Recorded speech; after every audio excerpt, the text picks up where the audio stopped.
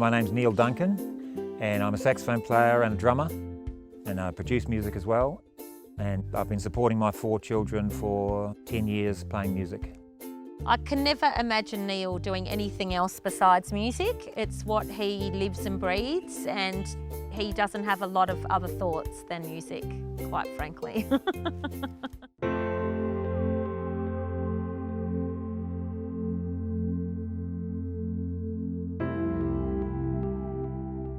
Well, last year, about October, I had a lump here on my forearm. I went to pathology to get a test, thinking that it was just a lipoma, which is harmless, and the guy x-rayed it and said, hang on, this is not a lipoma, this is possibly a sarcoma. And they couldn't take it out without killing the arm. I had the 2 rounds of chemotherapy, and then we went into the hospital on the Friday after the 2nd round, and he said the sarcoma has actually grown 3 centimetres, and I need to come in on Monday to have my arm amputated. So that was a shock for all of us, particularly me being a musician. Everything I do is with my arms and my hands. I was very anxious about how he would cope. I was imagining life with a very depressed husband. So Rachel put out on social network that we're going to have a big party up here in the mountains, dubbed the last two-handed concert.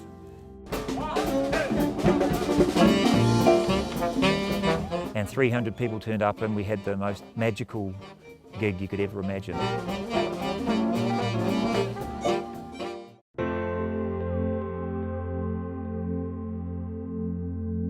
When the doctor told me that I was going to have my arm amputated, one of the first things I thought was, that's the end of music.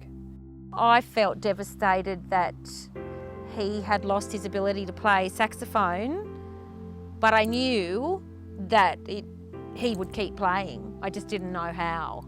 I woke up from my amputation, and I just remember seeing my closest friend, and he had a huge smile on his face. He went home from that gig and didn't want to accept the fact that I wasn't going to play music with him anymore. So he Googled One Handed Saxophone. Up popped this thing from Amsterdam, a man who makes one-armed wind instruments. So we contacted Amsterdam, and we saw the saxophone, very complex but incredibly expensive. It was $16,000 to $18,000, and there was no way in our wildest dreams we could have ever afforded that. So right from there it was like, okay, how are we going to go about getting this saxophone? So the local community and my musician colleagues put together fundraisers. We did 2 fundraisers. So I've started relearning all my instruments. The drumming, I've set up my drum kit in a different way. I've worked as a one-handed drummer now, and I've been getting gigs, and I've worked out this pretty interesting style with one hand, which is something I probably never would have worked out if I had 2 hands. But it's interesting, and it's quite a unique sound, and so I'm happy about that. With the saxophone, I'm sure I will be able to play professionally again. I'll have a different style and a different sound.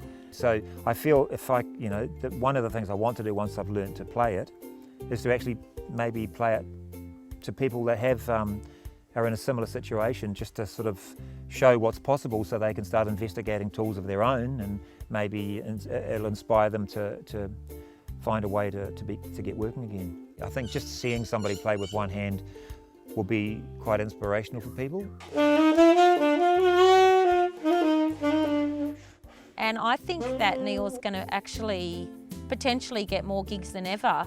He's always wanted to have his own little circus show, so now he's got that special selling point of playing this unusual instrument. And I don't doubt that he's going to be back to where he was within a couple of years, if less, knowing Neill.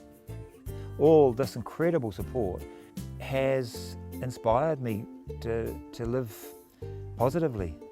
I mean, how can it not?